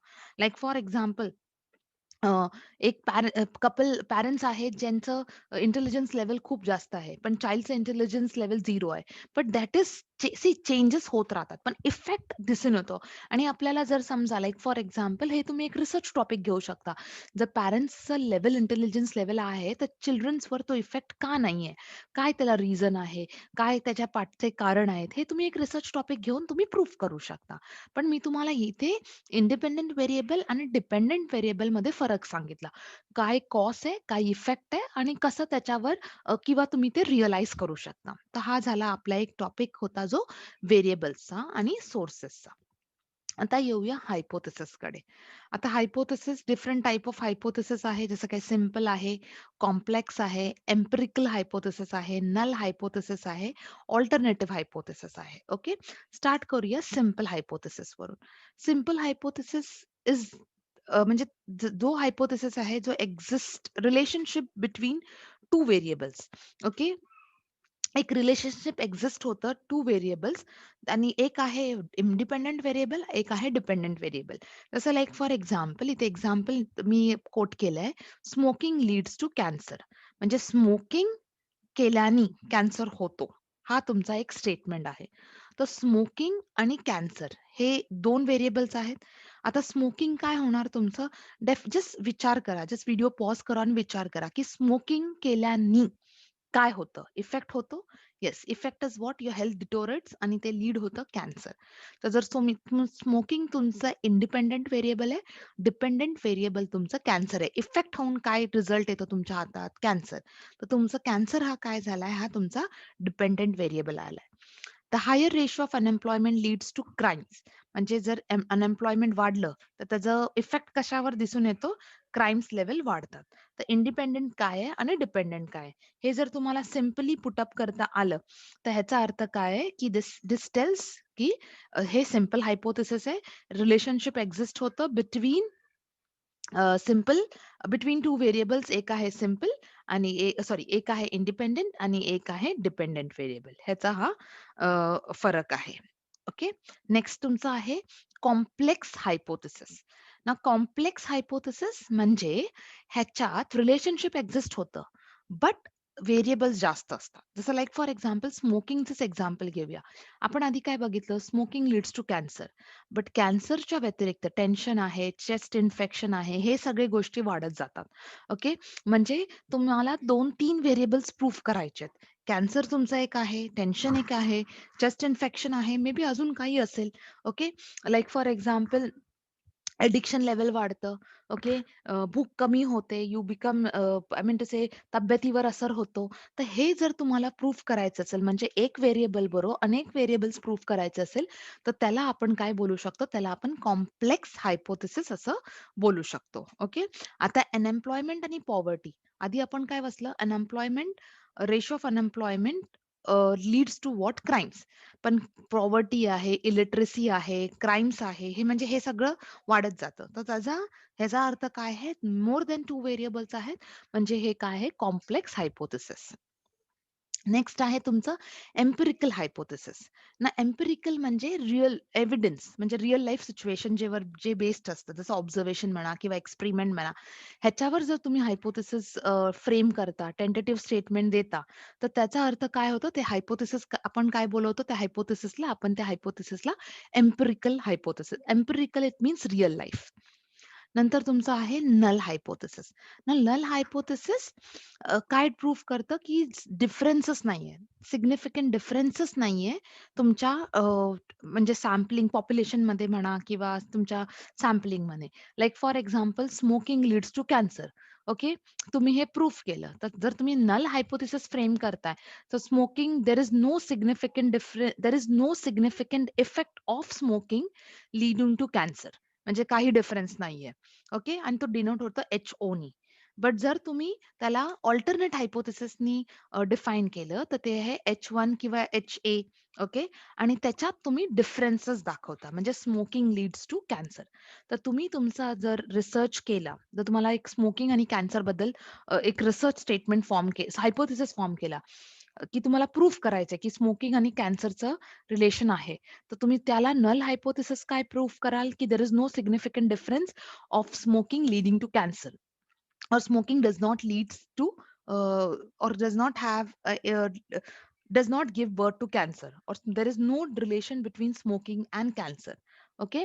आणि त्यालाच जर तुम्ही अल्टरनेटिव्ह हायपोथेसिसने डिफाईन कराल, तर ते कसं होईल? There is smoking leads to cancer. It means there is impact on health in the form of cancer due to smoking. हे तुमचं अल्टरनेट हायपोथेसिस झालं. तर वेनी तुम्ही करू ह्या वेनी तुम्ही तुमचं अल्टरनेट आणि नल हायपोथेसिस फ्रेम करू शकता. आता नेक्स्ट आहे आपल्याकडे सॅम्पलिंग टेक्निक्स. आता प्रोबॅबिलिटी आणि नॉन प्रोबॅबिलिटी तर 2 टाइपमध्ये डिव्हाईड होतात सॅम्पलिंग टेक्निक्स. एक आहे प्रोबॅबिलिटी, एक आहे नॉन प्रोबॅबिलिटिस्टिक. तर प्रोबॅबिलिटीमध्ये stratified, random, systematic, cluster sampling येतं. नॉन प्रोबॅबिलिटीमध्ये स्नोबॉल आहे, कन्व्हिनियन्स सॅम्पलिंग आहे, जजमेंटल आहे, कोटा आहे. तर याला आपण थोडं एक्झाम्पल बघूया आणि अंडरस्टँड करूया. ओके. प्रोबॅबिलिटीमध्ये बघा सिंपल रँडम. सिंपल रँडम म्हणजे लाइक मी जस्ट सिम्पली कोणाला पण पिकअप केलं. या क्लस्टरमधून जर मी कोणालाही पिकअप केलं, तर ते होतं सिंपल रँडम. जसं लाइक फॉर एक्झाम्पल तुम्ही जसं स्मोकिंगसाठी तुम्हाला एक्झॅक्टली स्मोकर्सच पिकअप करावे लागतील. पण मला लाइक फॉर एक्झाम्पल ऑनलाईन एज्युकेशनबद्दल फाइंड आउट करायचंय टीचर्सचं व्ह्यू, शिक्षकांचा व्ह्यू. तर मी may be like for example randomly मी शिक्षकांना पिकअप केलंय. मग ते प्रायमरी सेक्शन असू दे, कॉलेज सेक्शन असू दे किंवा हायर सेकंडरी सेक्शन असू दे, तर ते सिंपल रँडम सॅम्पलिंग होतं. Systematic sampling. ओके. मला ऑनलाईन एज्युकेशन जर इम्पॅक्ट फाइंड आउट करायचंय. मग मी डिव्हाईड केलंय. माझं रिसर्च मी कॉम्प्लेक्स हायपोथेसिस फॉर्म केलंय, की मी प्रायमरी टीचर्सवर पण अभ्यास करणार आहे, सेकंडरीवर पण करणार आहे, डिग्री कॉलेज आणि ज्युनियर कॉलेज. मग तेव्हा मला सिस्टमॅटिकली डिव्हाईड कराव्या लागतील. मला पिकअप करावे लागतील प्रायमरीमधून, सेकंडरीमधून, हायर सेकंडरीमधून किंवा डिग्रीमधून किंवा ज्युनियर कॉलेजमधून. ओके. स्ट्रॅटिफाईड सॅम्पलिंग म्हणजे स्ट्राटा. मी डिव्हाईड करते स्ट्राटा. ओके. स्ट्राटा म्हणजे तुम्ही त्याला बोलू शकता, की बाबा हां, ह्या पर्टिक्युलर स्ट्रॅटा म्हणजे ह्या पर्टिक्युलर ग्रुपमधून मला कुठल्या ग्रुपमध्ये कोणाला पिकअप करायचंय, ह्याला आपण स्ट्रॅटिफाईड सॅम्पलिंग असं बोलतो. आणि लास्ट येतो क्लस्टर. क्लस्टर म्हणजे ग्रुप. तुम्ही पूर्णचा पूर्ण ग्रुप पिकअप करता. पण त्या ग्रुपमधून जर तुम्ही कोणाला सिलेक्टेडला पिकअप करता, तर ते होतं स्ट्रॅटिफाईड सॅम्पलिंग. हे झालं प्रोबॅबिलिस्टिक. आता नॉन प्रोबॅबिलिस्टिकमध्ये बघूया स्नोबॉल. स्नोबॉलला आपण दुसरं नाव बोलतो नेटवर्किंग. हे नेटवर्किंग सॅम्पल आहे. जसं तुम्ही बघितलं असेल लाइक फॉर एक्झाम्पल बऱ्याचसे मार्केटिंग बिझनेसमध्ये हे होतं. एकाला पिकअप करतात, मग त्यांनी ते चेन पुढे घ्यायची असते. मग ते नेक्स्ट एकामधून ती पुढे चेन जाते. तर हे मार्केटिंगमध्ये हा फंडा खूप यूज केला जातो स्नोबॉल सॅम्पलिंगचा. Quota. Quota sampling it means quota असतो.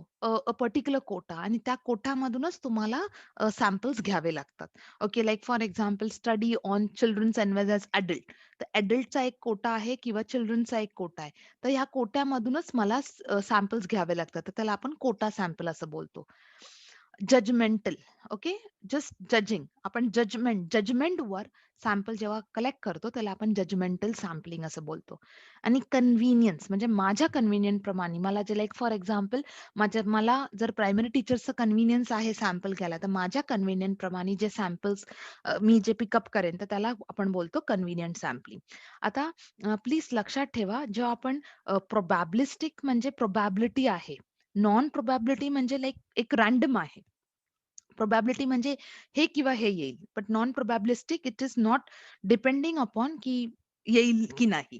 तर ह्याच्यामध्ये हे डिफरन्शिएट होतं प्रोबॅबिलिस्टिक आणि non probabilistic sampling. Application of information and communication technology in research आणि रिसर्च एथिक्स हे आपण 2 टॉपिक आज बघणार आहोत.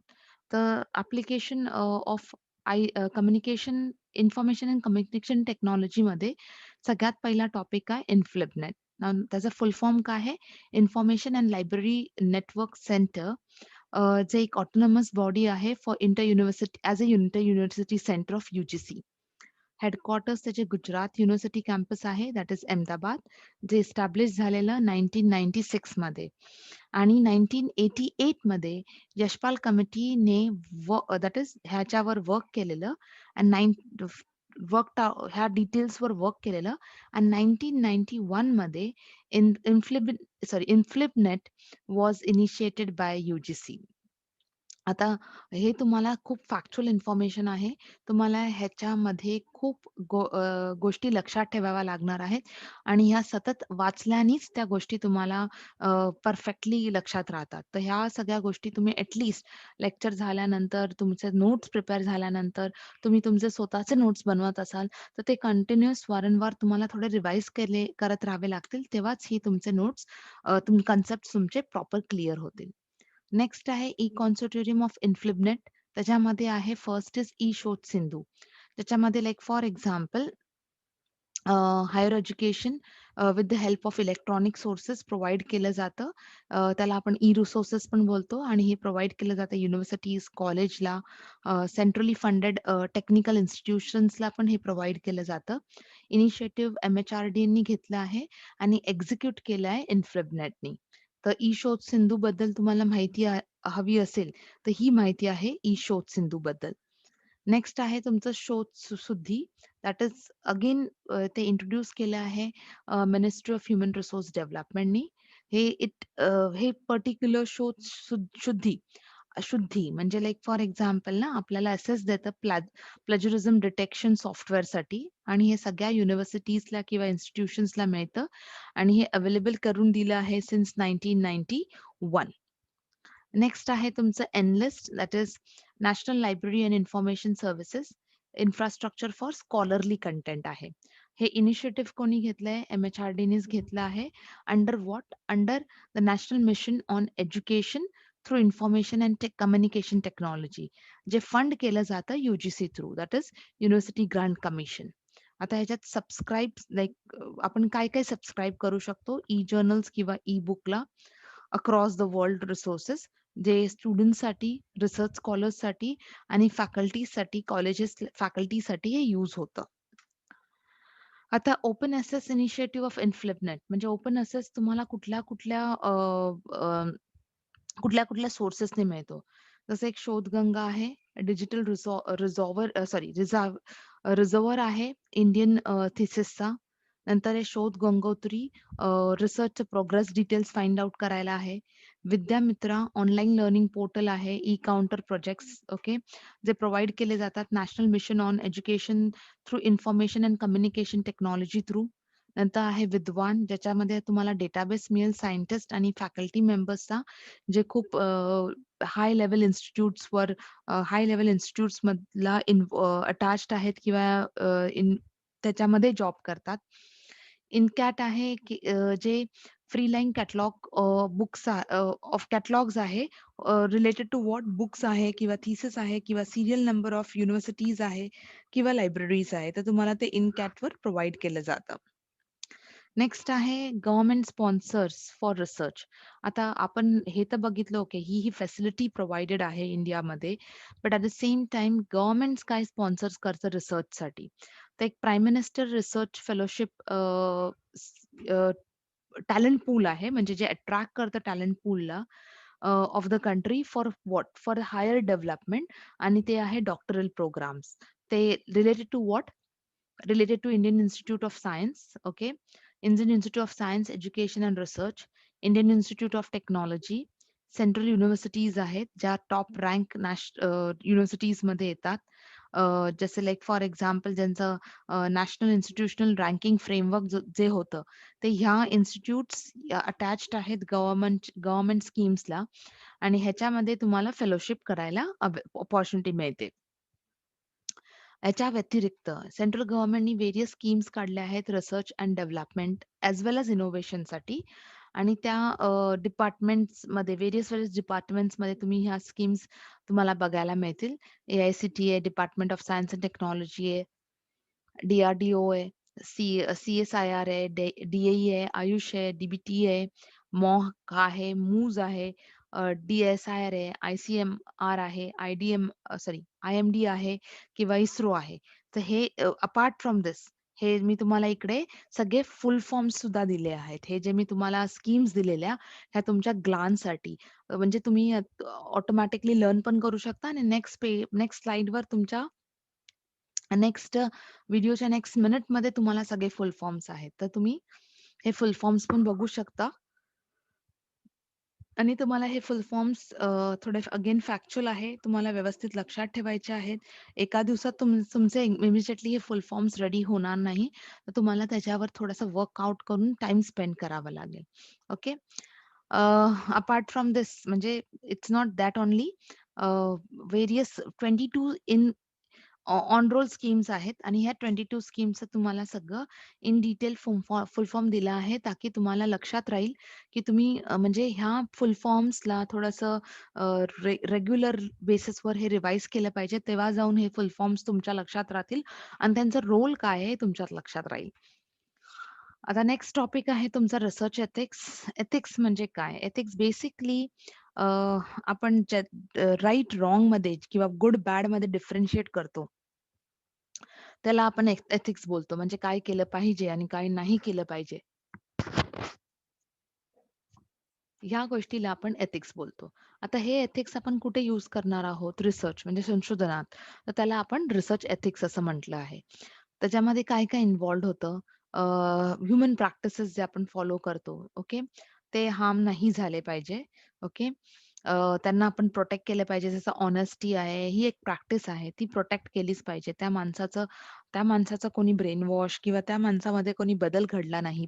कुठलाही बदल घडला नाही पाहिजे. मग त्याच्यानंतर रिसर्च इंडिव्हिज्युअल लेव्हलवर आहे, ग्रुप लेव्हलवर आहे, सोसायटी लेव्हलवर आहे. हे सगळ्या गोष्टी लक्षात ठेवल्या जातात. स्पेसिफिक रिसर्च ॲक्टिव्हिटीज एथिकली किंवा ना प्रॉपरली आहेत की नाही, कॉन्फिडेन्शियल आहेत की नाही, त्यांना प्रोटेक्शन आहे की नाही, हे सुद्धा रिसर्च एथिक्समध्ये एनालिसिस केलं जातं. नंतर फंडामेंटल प्रॅक्टिस काय आहेत एथिक्सचे? रिस्पेक्ट फॉर पर्सन आहे, जो रिसर्चर ती रिसर्च करतो, त्याच्यासाठी एक रिस्पेक्ट मेंटेन केला जातो. बेनिफिट्स असतं की आणि जस्टिस असतं. म्हणजे तुम्ही जर एखादा व्यक्ती तुमच्या तुमच्या हे तुम्हाला कशा लक्षात ठेवायचं आहे?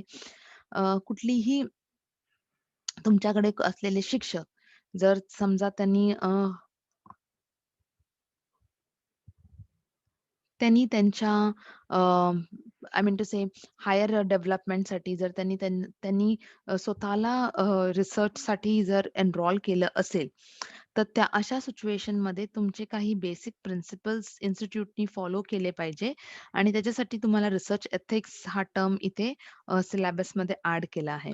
आता जेव्हा आपण म्हणतो बेनिफिसन्स म्हणजे त्यांचे जे पर्सनल क्वालिटीज आहेत. आता जसं लाइक फॉर एक्झाम्पल काइंडनेस आहे, जनरॉसिटी आहे किंवा थोडंसं एक रिस्पेक्ट नेचर आहे. तर तो सगळे प्रिन्सिपल्स आपण फॉलो केले पाहिजे. नेक्स्ट आहे ethical issues relevant to research process. आता ऑब्व्हियसली आपण जेव्हा एथिक्स बोलतो, एथिक्स आपण का आणलं आहे? कारण कुठे ना कुठे ते इश्यूज असतील आणि ते इश्यूज आपण सॉल्व्ह करण्यासाठी रिसर्च एथिक्सची हेल्प घेतो. लाइक फॉर एक्झाम्पल बायस नसलं पाहिजे. तुम्ही कोणालाही फेव्हरिझम नाही केलं पाहिजे. कुठलीही रॉंग टेक्नॉलॉजी नाही यूज केली पाहिजे रिसर्चची. फॉल्सिफिकेशन किंवा फॅब्रिकेशन, मॅनिप्युलेशन हे तुम्ही काही करायला नाही पाहिजे. रिपोर्ट तुम्हाला क्लिअर असायला पाहिजे तुमचा. कुठलाही इनअप्रोप्रिएट म्हणजे कुठलेही सिग्नेचर घेऊन का कोणाचीही सिग्नेचर घेऊन तुम्ही इनअप्रोप्रिएट रिपोर्ट बनवता, तो किंवा इनकरेक्ट रिपोर्ट बनवता, हे पॉसिबल हे ह्यात डेफिनिटली हे ह्या एथिक्समध्ये फॉलो नाही होत. डुप्लिकेसी किंवा कोणाचं वर्क कॉपी केलंय तुम्ही, कोणाचं पब्लिकेशनमधून काही तुम्ही घेतलंय, तर नाही, अलाउड नाहीये. पार्शल पब्लिकेशन म्हणजे तुम्ही एक पेपर 10 वेळा त्याला ब्रेक करून तो पेपर डिस्प्ले करताय, हे पण नाही. तुम्हाला एक रिसर्च कंप्लीट एक्सरसाइज आहे. ते तुम्हाला कंप्लीट फॉर्ममध्येच केली पाहिजे. रिव्ह्यू प्रॉपरली घेतला पाहिजे. प्लॅजरिझम नाही असलं पाहिजे. रिलायबिलिटी आणि व्हॅलिडिटी दोन्ही I mean to say properly check केली पाहिजे. तर हे सगळ्या गोष्टी ॲक्चुअली इश्यूजमध्ये काउंट आउट होतात आणि म्हणून आपल्याला रिसर्च एथिक्स ह्याचा अभ्यास करणं गरजेचं आहे. आता रिसर्च एथिक्समध्ये डेफिनेटली एथिक्स आणलंय कारण काय तिथे अनएथिकल ॲक्टिव्हिटीज होत आहेत. मग त्या स्टॉप करण्यासाठी आपण काय करू शकतो? जसं like for example professional code follow करू शकतो. जेव्हा आपण प्रोफेशनल कोड असं म्हणतो, म्हणजे आपण लोकांना शिकवलं पाहिजे, की काय गुड आहे, की काय काय चांगलं आहे, काय चांगलं नाही आहे, काय करायला पाहिजे, काय नाही करायला पाहिजे. तर हे या रिसर्च एथिक्समध्ये ॲड होतं. Central government end state government definitely जे रूल्स पास केले जात ज्या जे रूल्स पास केलेत ते इंडिव्हिज्युअलला पण उपयोगी आहेत ॲज वेल एज सोसायटीला पण. म्हणून दोघांनीही केअर घेतली पाहिजे, की तुमचे जे लाइक फॉर एक्झाम्पल तुमचे इंडिव्हिज्युअल जे गोल आहे, ते तुम्ही मेंटेन करून तुम्ही कंपनीच्या गोलकडे टुवर्ड्स प्रोग्रेस करता आहे.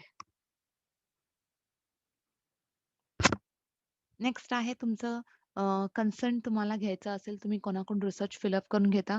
कोणाच्या ॲब्सेन्स मध्ये नाही घेतलं पाहिजे. त्यांचं कन्सर्न कंपल्सरी आहे. तुम्हाला जर डायग्नोसिस फाइंड आउट करायचं तर पायलट स्टडी म्हणजे एक डीप स्टडी करण्याआधी तुम्ही एक स्मॉल स्टडी करता. त्याने तुम्हाला एक्झॅक्टली कळतं की ह्या जागेत काय म्हणजे जर तुम्ही लाइक फॉर एक्झाम्पल एका लँडवर प्रोजेक्ट करताय. तर त्याची फर्टिलिटी तुम्हाला फाइंड आउट करायची आहे. तर तुम्हाला ते रिसर्च करणं गरजेचं आहे. नंतर follow up, diagnostic, preventive measures, minimising the risk okay.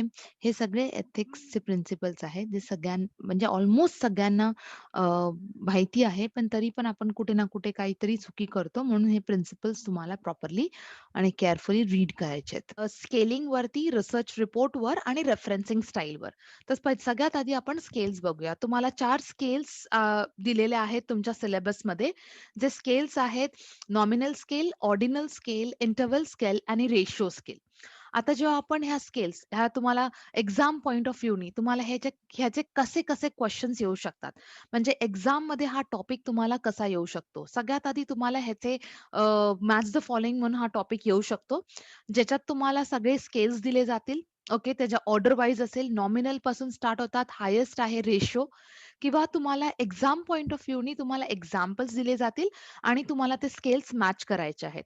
जसं आपण आता नॉमिनल स्केल बघूया. नॉमिनल स्केल ही स्केल आहे ज्याच्यात न्यूमेरिकल व्हॅल्यू नसते. आपण त्याच्यात ॲडिशन, सबट्रॅक्शन, डिव्हिजन हे करू नाही शकत आणि त्याला कॅटेगरियल व्हेरिएबल स्केल असंही म्हणतात. नॉमिनल स्केलच्या बद्दल फ्रॉम एक्झाम पॉइंट ऑफ व्ह्यूने तुम्हाला काय-काय गोष्टी लक्षात ठेवायच्या असेल. जसं कॅटेगरीज आहेत, लेबल्स आहेत, क्लासिफिकेशन आहे, नावं आहेत, टाइप्स आहेत. हे सगळे वर्ड्स तुम्हाला कुठे मिळतात नॉमिनल स्केलमध्ये. त्याला आपण क्वांटिफाय आता क्वांटिफायचा अर्थ काय आहे, की त्याला आपण ॲड करू शकत नाही, सबट्रॅक्ट करू शकत नाही, डिव्हाईड करू शकत नाही, मल्टिप्लाय करू शकत नाही. त्याला दुसरं नाव काय आहे? कॅटेगरियल व्हेरिएबल्स. तर जेव्हा आता तुम्ही नोट्स घेता किंवा एक्झाम पॉइंटनी तुम्हाला काय-काय लक्षात ठेवायचंय, त्याच्यावर मी खूप फोकस केला आहे. कॅटेगरीज, लेबल्स, क्लासिफिकेशन, नावं, क्वांटिफाय नाही होत. नाही होत त्याचा अर्थ काय? ॲडिशन, सबट्रॅक्शन, डिव्हिजन, मल्टिप्लिकेशन होत नाही. त्याला कॅटेगरियल व्हेरिएबल्स असं बोलतात आणि त्याला न्यूमेरिकल व्हॅल्यू नसते. तर ह्या सगळ्या पॉइंट्स तुम्ही एक्झाम पॉइंट ऑफ व्ह्यूनी नॉमिनल स्केलबद्दल लक्षात ठेवायच्या आहेत. नेक्स्ट आहे तुमचं ऑर्डिनल स्केल. आता ऑर्डिनल स्केल काय करतं? ऑर्डिनल स्केल तुम्हाला रँक प्रोव्हाईड करतं. रँक कसल्याबद्दल? ऑब्जेक्ट्सबद्दल किंवा इंडिव्हिज्युअलबद्दल. जसं फर्स्ट टू सेकंड आहे किंवा फर्स्ट टू लास्ट आहे किंवा बेस्ट टू वर्स्ट आहे. मी एक ते एक्झाम्पल पण दिलंय तुम्हाला hottest to coldest, lightest to heaviest, richest to poorest okay. किंवा तुम्हाला फर्स्ट रँक आहे, थर्ड रँक आहे, फोर्थ रँक आहे, फिफ्थ रँक आहे. हे रँकिंग किंवा हे ऑब्जेक्टचं ऑर्डरिंग हे कशात होतं? हे ऑर्डिनल स्केलमध्ये होतं. Ordinal scale. तर नॉमिनल स्केलमध्ये तुम्हाला कॅटेगरायझेशन होतं. ऑर्डिनल स्केलमध्ये तुमचं रँकिंग होतं. आता इंटरव्हल स्केल. इंटरव्हल स्केलमध्ये बेसिकली काय होतं? इंटरव्हल स्केलमध्ये इक्वल इंटरव्हल्स किंवा जे ॲडजस्टंट नंबर आहे. जसं लाइक फॉर एक्झाम्पल 1 ते एक एक्झाम्पल घ्या 90 ते 100. आता 90 ते 100 मध्ये गॅप किती आहे? 10. तर इंटरव्हल काय आहे? 10. आता एक नंबर जर तुम्ही घेतला, लाइक फॉर एक्झाम्पल एक नंबर घ्या 90 99 आणि 100. आता ह्यात तुम्ही बोलाल गॅप काय आहे? 0.5. तो जो गॅप आहे तो तुम्हाला इंटरव्हल स्केल आहे. तर त्याला आपण बोलतो इंटरव्हल स्केल. आणि सगळ्यात हायेस्ट स्केल म्हणजे आहे ती रेशो स्केल, ज्याच्यात तुम्हाला ही सेम असते इंटरव्हल स्केल सारखी. पण फक्त एक मेजर डिफरन्स असतो ह्याच्यात 0 हा मीनिंगफुल आहे. म्हणजे एक एक्झाम्पल घ्या, जर 0 तुमची हाईट 0 आहे, तर त्या 0चं म्हणजे तुमचं एक्झिस्टन्सच नाहीये. तर 0ला व्हॅल्यू कशात मिळते? रेशो स्केलमध्ये. तर जे 4 स्केल्स आहेत, nominal scale, categorisation, ordinal scale तुम्हाला रँकिंग देतं. इंटरव्हल स्केल तुम्हाला इक्वल इंटरव्हल्स किंवा ॲडजस्टंट नंबर दाखवतं आणि रेशिओ स्केल ज्याच्यात 0 ॲड होतं. तर एक्झाम पॉइंट ऑफ व्ह्यूनी ही गोष्ट ह्या फक्त इम्पोर्टंट पॉइंट आहेत त्या तुम्हाला लक्षात ठेवायच्या आहेत. मग त्या कशा पण येऊ शकतात. मॅच द फॉलोइंगमध्ये पण येऊ शकतात किंवा ते तुम्हाला लाइक फॉर एक्झाम्पल एक्झाम्पल्स देतील. त्या एक्झाम्पल्समध्ये कुठली स्केल आहे हे तुम्हाला फाइंड आउट करायचंय. कन्सेप्ट तुमचा पूर्णपणे क्लिअर हवा. नेक्स्ट आहे रिसर्च रिपोर्ट. आता रिसर्च रिपोर्टवर काय क्वेशन येऊ शकतं? रिसर्च रिपोर्टवर क्वेशन स्टेप्सवर येऊ शकतात एक्झाममध्ये.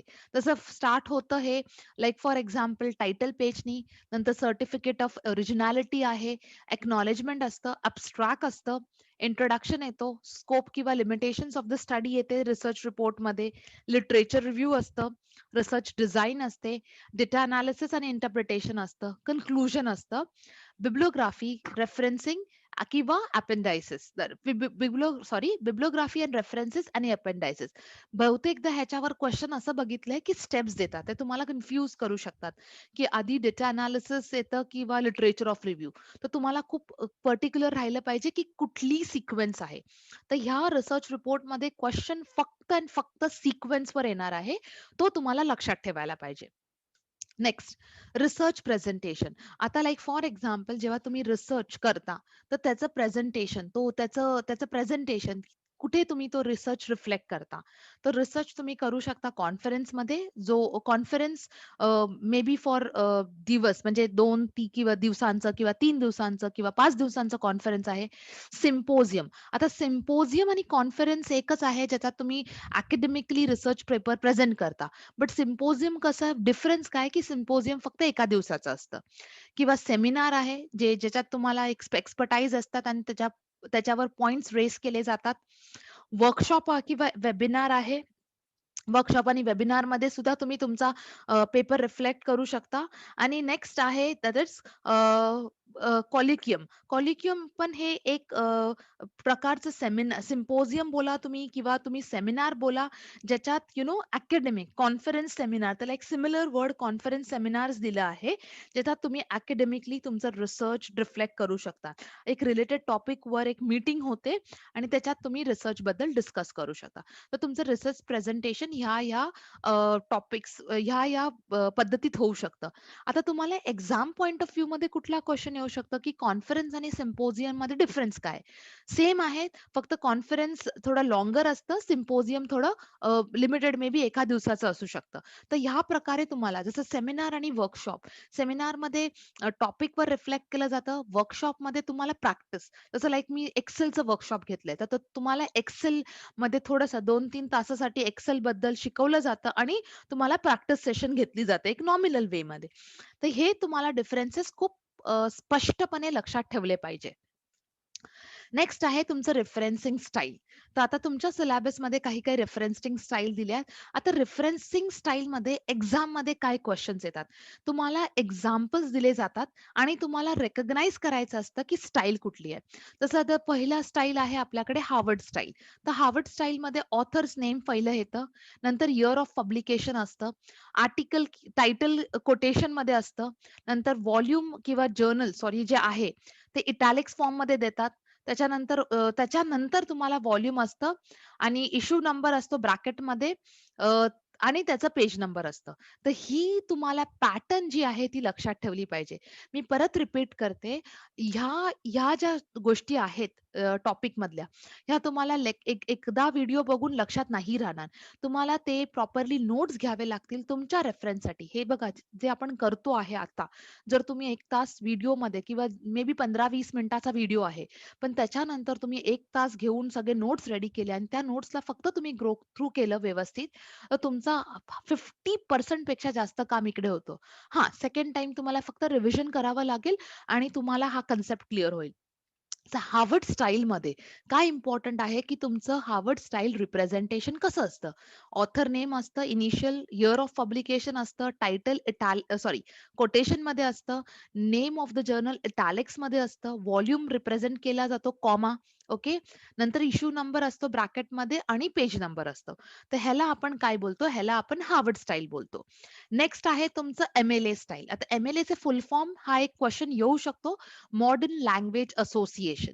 त्याच्यात काय आहे? ऑथर नेम आहे, टायटल ऑफ द आर्टिकल आहे टायटल ऑफ द आर्टिकल आहे, नेम ऑफ द जर्नल आहे, व्हॉल्यूम नंबर आहे फॉलोड बाय डेसिमल ओके किंवा issue number, year of publication आहे, पेज नंबर आहे आणि त्याचं मीडियम ऑफ पब्लिकेशन आहे, की ऑनलाईन आहे किंवा प्रिंट आहे.